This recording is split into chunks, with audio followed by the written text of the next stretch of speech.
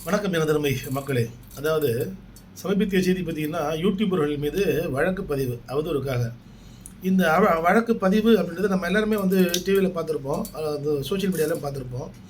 ஒரு எம்எல்ஏ பார்த்தீங்கன்னா, முதல்வர் விஜய் அவர்களை வந்து சட்டமன்றத்துக்குள் புகுந்து கையை உடைப்பேன், எலும்பை உடைப்பேன் அப்படின்னு ஒரு ஸ்பெசிஃபிக்கான வார்த்தை சொல்லி பேசும்போது, உடனடியாக காவல்துறை வந்து அந்த எம்எல்ஏ வீடியோ பேசினார்லையே அந்த வீடியோ பேஸ் பண்ணி அவர் அரெஸ்ட் பண்ணுறாங்க. இன்றைக்கு வரைக்கும் அவருடைய ஜாமீன் மனு நீதிமன்றத்திலே நிலுவையில் இருக்கிறது. இன்றைக்கி என்ன தேதி? அதாவது இன்றைய நாள் பார்த்தீங்கன்னா 30/7. இந்த 30/7 வரைக்கும் நீதிமன்றத்தில் நிலுவையில் இருக்கிறது. அவருக்கு வந்து பெயில் கிடைக்கல. ஒன்று. ரெண்டாவது, இதே மாதிரி பார்த்திங்கன்னா சீமான் அவர்களை வந்து பிஸ்மி அவர்கள் பார்த்திங்கன்னா ரொம்ப தமிழன் கோகுல் வந்து டிஸ்கஸ் பண்ணுறாங்க. ரொம்ப அவரை வந்து தரம் தாழ்த்தி ரொம்ப பேசுகிறாங்க.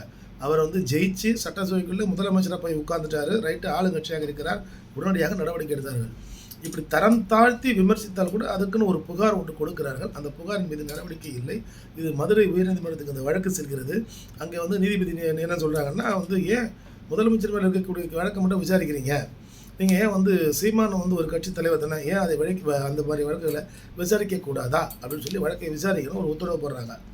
இப்போ இங்கே நம்ம வைக்கிற கேள்வி, அவதூறு இந்த மாதிரிலாம் வந்து எழுப்பினால் யூடியூப்பை நீங்கள் திறந்து பார்த்தாலே ரொம்ப அசிங்கமாக கேவலமாக ஒரு சாதாரண குடும்ப பெண்மணிகளை பற்றிலாம், ஒரு நடிகையை பற்றி, ஒரு அரசு அதிகாரியை பற்றி, ஒரு சாதாரண தனிப்பட்ட மனிதர்களுடைய வாழ்க்கையை பற்றிலாம் மிகுந்த அவதூறு தான் நிறைய யூடியூப்லேயும் இருக்கும். இப்போது அதுக்கெல்லாம் நடவடிக்கை எடுக்கக்கூடாதா அப்படின்னா, எவ்வாறு வந்து ஒரு முதலமைச்சருக்கு நிவாரணம் வந்து கிடைக்கிறதோ, கைது அப்படின்னு ஒரு சிசிபி கிரைம் பிரான்ச்சு அதாவது ஒரு நடவடிக்கை எடுக்கிறதோ, எப்படி ஒரு சீமான் அவர்களுக்கு வந்து பார்த்திங்கன்னா அவருக்குன்னு போய் ஒருத்தர் வந்து வழக்கு போடுறாருல, அவருக்கு நடவடிக்கை எடுக்கிறதோ, இதேமாதிரி நீதிமன்றத்துக்கு அணுகாமல் ஒரு நபர் யூடியூபரின் மீது ஒரு புகார் என்று ஒன்று கொடுத்தால், அந்த புகாரின் மீது வந்து நடவடிக்கை எடுக்க வேண்டியது அந்த காவல்துறையினுடைய கடமை.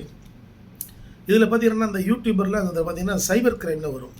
இப்போது உலகமே வந்து சைபர் இது என்ன சொல்லுவாங்கன்னா, யூடியூபு சோஷியல் மீடியா அப்படின்னு ஆகிப்போச்சு. அதில் தான் எல்லாமே படிக்கிறது, பேசுகிறது, டிஸ்கஸ் பண்ணுறது அத்தனையே சோஷியல் மீடியா, சமூக வலைத்தளங்கள்.